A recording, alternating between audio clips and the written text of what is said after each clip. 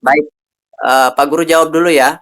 HKMU itu memang 100% kepemilikannya telah dimiliki oleh investor retailnya seperti itu. Namun jangan salah, investor retail yang ada di dalam itu ada investor yang memiliki kemampuan untuk markup harga. Dalam kata lain, memiliki porsi di atas 2% seperti itu. Tentu mereka tidak akan pernah membiarkan uang mereka itu mengendap dalam bentuk sertifikat saham seperti itu. Mereka tidak akan membiarkan, dan isunya kan perusahaan HKMU ini akan melaksanakan right issue ya. Itu sudah terlaksana atau belum? Belum ya. Jadi kalau misalkan itu terlaksana, maka ada potensi untuk investor besarnya atau investor-investor yang punya duit lah seperti itu bisa masuk ke perusahaan itu. Dan kalau ada yang mau masuk ke perusahaan itu, maka sudah pasti harga sahamnya bisa naik kembali seperti itu. Dan umumnya karena pemimpinnya istilahnya direktur utama dari HKMU itu dikendalikan oleh sepenuhnya retail, jadi sangat sulit. Dalam rapat umum itu sangat sulit untuk mengambil keputusan. Jadi sangat penting dalam satu emiten itu ada namanya investor pengendali. Demikian ya. Jadi kalau ditanya masih bisa naik, tentu saja masih bisa naik selama perusahaan itu tidak bangkrut. Kalau perusahaannya bangkrut, ya secara otomatis semua retail yang ada di dalam itu ya mau tidak mau ya mungkin akan dilakukan pembelian kembali oleh emiten kalau emitennya sanggup seperti itu. Kalau tidak sanggup ya mungkin eh kalau dari aturan sih harusnya dibeli kembali semua sebelum delisting. Tapi tentunya kalau kita mengacu ke laporan keuangannya masih baik-baik saja kok perusahaannya seperti itu. Cuman tidak ada yang kendalikan aja seperti itu. Jadi yang kendalikan murni direkturnya, dan lucunya direkturnya tidak mau membeli seperti itu. Berarti ada sesuatu di dalam seperti itu. Tapi sebelumnya Pak Guru mau tanya nih, Mbaknya ini punya Mbak siapa tadi, Mbak Amsia? Nama panggilannya siapa? Oke, Mbak Adel punya sahamnya ya? Oh, satu lot sih sedikit. Sebaiknya perusahaan yang begini dihindari dulu untuk sementara waktu seperti itu. Tunggu nanti setelah terjadi right issue, kita perhatikan yang tebus barangnya siapa. Seperti itu. Kalau retail kembali yang tebus semua, waduh, sebaiknya dihindarilah. Tapi kalau ada institusi investor besar, misalkan institusi tertentu yang membeli secara keseluruhan dari total saham yang beredar, nah itu menjadi opportunity kembali seperti itu. Masih banyak kok pilihan perusahaan yang lain yang lebih menarik seperti itu di pasar modal. Silakan yang lain.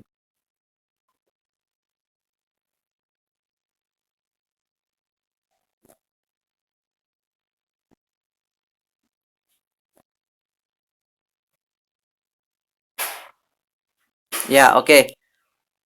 Memang secara umum ya, pengendali itu memiliki seperti yang Pak Guru bilang, Pak Guru pun sendiri pernah menemukan satu emiten yang Pak Guru sendiri sempat berpikir bahwasannya pengendalinya atau supirnya itu nyangkut. Seperti itu. Pernah Pak Guru menemukan satu emiten seperti itu.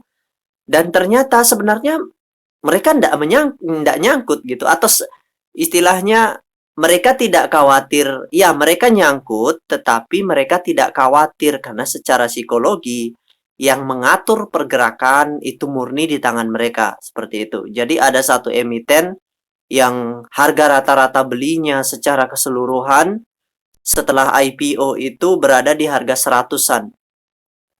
Nah, kemudian investor pengendalinya atau dalam hal ini ya supirnya lah ya, itu sengaja membawa harga sahamnya itu turun, nyungsep sampai ke harga kalau tidak salah 55 pada saat itu. Kemudian di 55 dipungut lagi. Dipungut habis itu ditidurkan. Jadi lucu. Dipungut di 55, habis itu ditidurkan. Hampir sekitar 6 bulan setelah itu baru di markup gila-gilaan.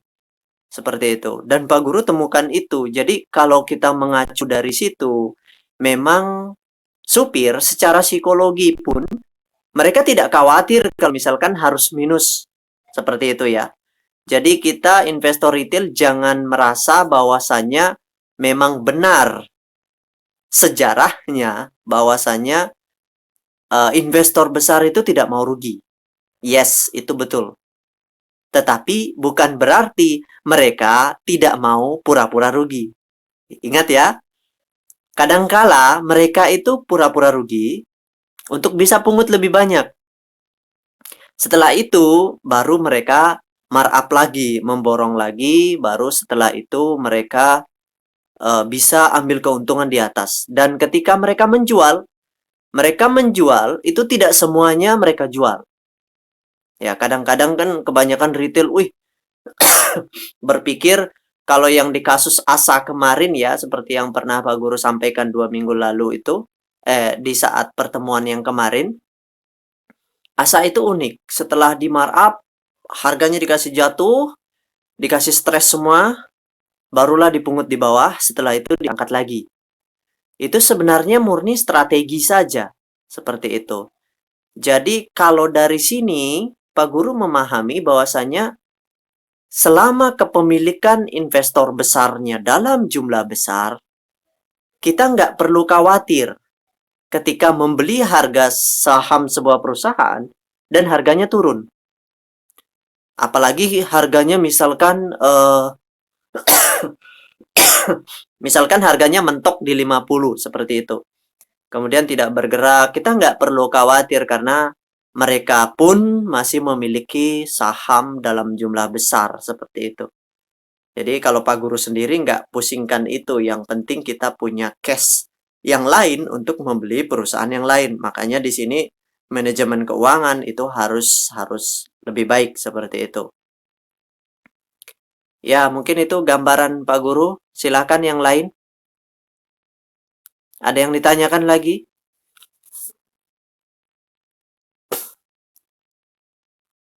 Mungkin di pertemuan berikutnya Pak Guru akan stay dengan apa ya, dengan detektor ya, supaya kita lebih banyak bisa bicara mengenai saham-saham tertentu gitu, supaya Pak Guru bisa langsung lihat berapa investor besarnya dan berapa kepemilikan retailnya, supaya dan akumulasi distribusinya, supaya kita tahu detail seperti itu. Terakhir, Pak Guru ingin juga sampaikan satu hal bahwasanya seperti yang Pak Guru sampaikan tadi,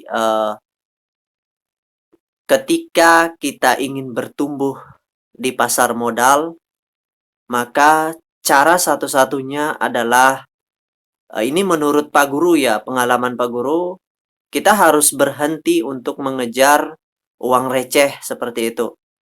Kita harus berpikir untuk melakukan pembelian dalam tempo yang panjang seperti itu. Hanya itu yang membuat kita bisa bertumbuh seperti itu. Karena ya Pak Guru sendiri pun terus terang saja memiliki saham yang long term, jangka panjang.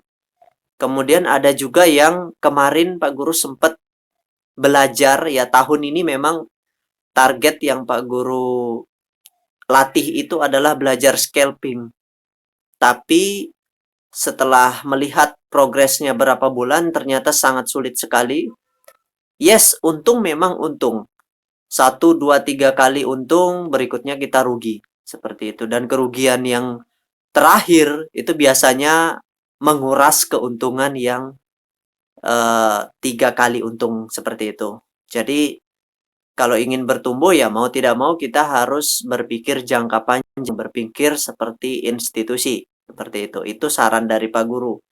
Tapi kalau memang ada yang jago, yang pintar secara psikologi, bisa mengatur manajemen dengan baik gitu, ya silahkan saja.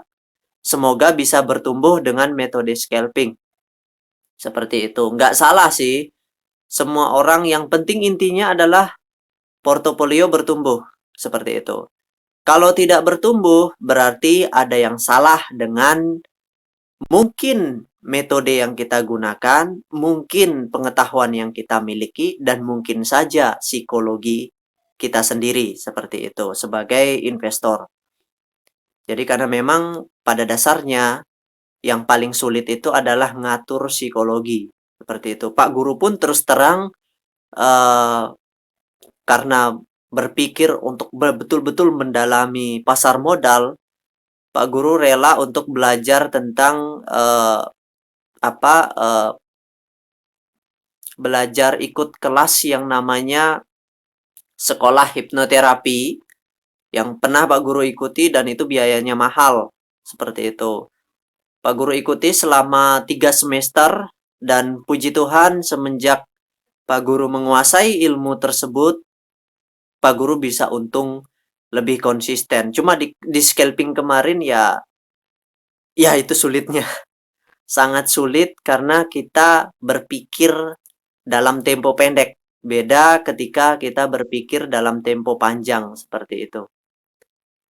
Jadi apapun metodenya, sekali lagi silahkan dianalisa, silahkan dipelajari, silahkan dipraktekkan. Yang penting Pak Guru berharap semua yang ada di grup bisa bertumbuh seperti itu. Ketika tidak bertumbuh atau portofolio kita stagnan, maka kita harus melakukan evaluasi diri seperti itu. Masing-masing dari kita harus berusaha untuk istilahnya menyadari diri sendiri bahwa apakah memang kita mampu dengan metode seperti ini atau tidak seperti itu.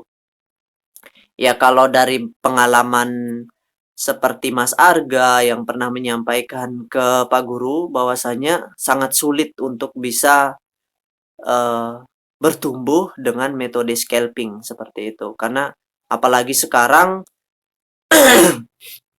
data broker summary di jam market sudah ditutup, kemudian data domestik dan foreign sudah ditutup ya, identitas investor lokal asing, kode lokal dan asing itu sudah ditutup, jadi semakin mempersulit scalping seperti itu.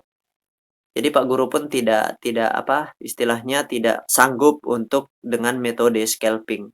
Jadi kalau rekan-rekan yang masih mampu silahkan dengan catatan bertumbuh seperti itu. Kalau memang tidak bisa bertumbuh ya udah kita harus pakai metode mungkin trading bulanan atau trading jangka panjang aja seperti itu. Silahkan yang lain.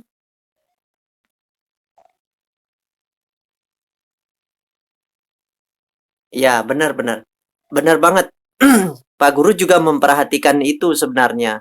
Dalam tempo pendek ya itu sangat sulit sekali dan mereka sangat mengubah strategi mereka ketika untuk tahun ini ya, untuk di masa corona ini sangat banyak berubah ya. Dan memang secara umum memang kita lebih dipersulit sekarang. Investor retail itu lebih dipersulit, data dibatasi dan kita makanya Pak Guru bilang tadi, Pak Guru pun tidak sanggup untuk berdagang dalam jangka pendek, apalagi mingguan pun ya, jujur saja, Pak Guru swing pun kadang-kadang berhasil dengan data karena Pak Guru pernah memperhatikan satu emiten di akumulasi besar, sudah di atas 5% akumulasinya, kemudian Pak Guru masuk, dan setelah itu diguyur ke bawah. Mereka jualan, mereka buat kita panik, akhirnya ya mau tidak mau kita harus sabar, seperti itu. Jadi mereka memang mempelajari kita dan sama seperti kita mempelajari mereka. Jadi Pak Guru pun pernah buat satu quote, sepintar-pintarnya investor besar, kita juga harus pintar.